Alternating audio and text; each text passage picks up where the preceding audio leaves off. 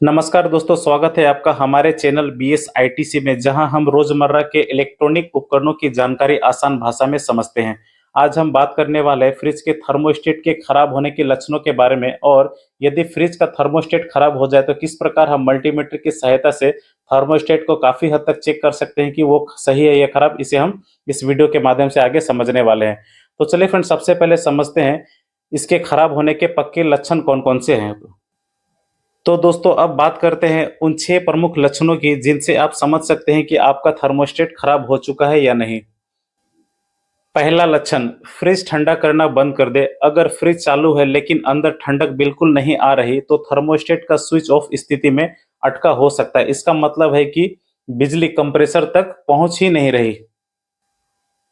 दूसरा लक्षण, फ्रिज लगातार चलता रहता है। अगर आपका फ्रिज कभी बंद ही नहीं होता, मतलब कंप्रेसर लगातार चालू रहता है, तो इसका मतलब है कि थर्मोस्टेट कट ऑफ नहीं कर रहा, वह तापमान पहचान नहीं पा रहा। तीसरा लक्षण, तापमान नब का असर न हो। आप थर्मोस्टेट का जब नब घुमाते हैं मिनिमम से मैक्सिमम या 1 से 5 तक, लेकिन ठंडक में कोई फर्क नहीं पड़ता, तो इसका मतलब है कि थर्मोस्टेट का कंट्रोल मैकेनिज्म खराब है। चौथा लक्षण, फ्रिज बार बार ऑन और ऑफ होता है। अगर आपका फ्रिज थोड़ी देर ठंडा करता है फिर खुद बंद हो जाता है और कुछ समय बाद खुद ही चालू हो जाता है, तो थर्मोस्टेट के अंदर की बायोमेटल स्ट्रिप या सेंसर गड़बड़ कर रहा है। पांचवा लक्षण, ज्यादा ठंडक या बर्फ जमना। कभी कभी फ्रिज के अंदर बहुत ज्यादा बर्फ जम जाती है या चीजें फ्रीजर के बाहर भी जमने लगती है। इसका मतलब है कि थर्मोस्टेट का कट ऑफ पॉइंट सेटिंग से बाहर हो गया है। छठवां और अंतिम लक्षण, स्पार्क या जलने की गंध। अगर थर्मोस्टेट की नब घुमाने पर चिंगारी आती है या जलने की गंध आती है तो समझ लीजिए थर्मोस्टेट के अंदर का इलेक्ट्रिकल संपर्क जल गया है।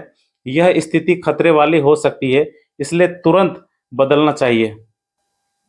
अब चलिए फ्रेंड्स, समझते हैं कि किस प्रकार हम मल्टीमीटर की मदद से इस थर्मोस्टेट को काफी हद तक हम चेक करके समझ सकते हैं कि यह सही है खराब। सबसे पहले आपको मल्टीमीटर को कंटिन्यूटी मोड पर सेट करना है, ठीक है। तो चलिए फ्रेंड्स, सबसे पहले हम मल्टीमीटर को कंटिन्यूटी मोड पर सेट कर लेते हैं।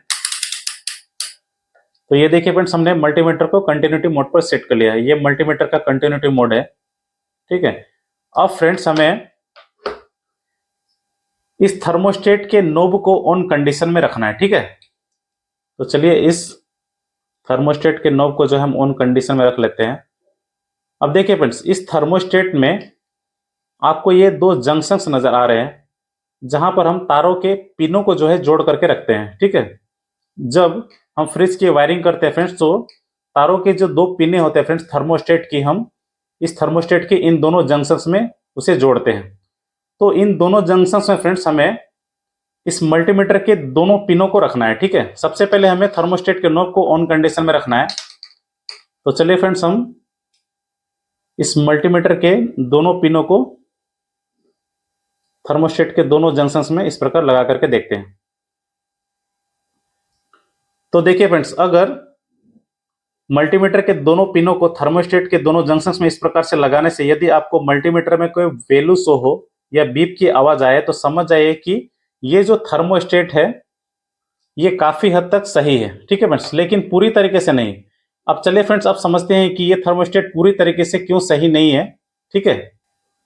तो चलिए फ्रेंड्स, अब समझते हैं कि यदि हम मल्टीमीटर के दोनों पिनों को इस थर्मोस्टेट के दोनों जंक्शंस में यदि हम टच करके रखते हैं, तो इस कंडीशन में फ्रेंड्स यदि मल्टीमीटर में कोई वैल्यू शो हो या बीप की आवाज सुनाई दे तो भी फ्रेंड्स ये जो थर्मोस्टेट है वो काफी हद तक खराब हो सकता है।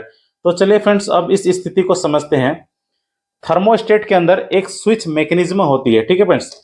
इस थर्मोस्टेट के अंदर एक स्विच मैकेनिज्म होती है जो थर्मोस्टेट के सेंसर बल्ब से जुड़ी होती है। तो कभी कभी क्या होता है फ्रेंड्स कि वो सेंसर बल्ब फ्रिज के अंदर के तापमान को सेंस तो करती है, लेकिन स्विच मैकेनिज्म कभी कभी फ्रेंड्स खराब होने की वजह से वो डायरेक्ट कंडीशन में होता है, ठीक है फ्रेंड्स। तो यदि थर्मोस्टेट का स्विच मैकेनिज्म डायरेक्ट हो जाए तो इसका मतलब ये होता है फ्रेंड्स कि करंट की जो सप्लाई है वो लगातार कंप्रेसर तक जाती रहेगी, जिससे कंप्रेसर जो है लगातार चलती रहेगी।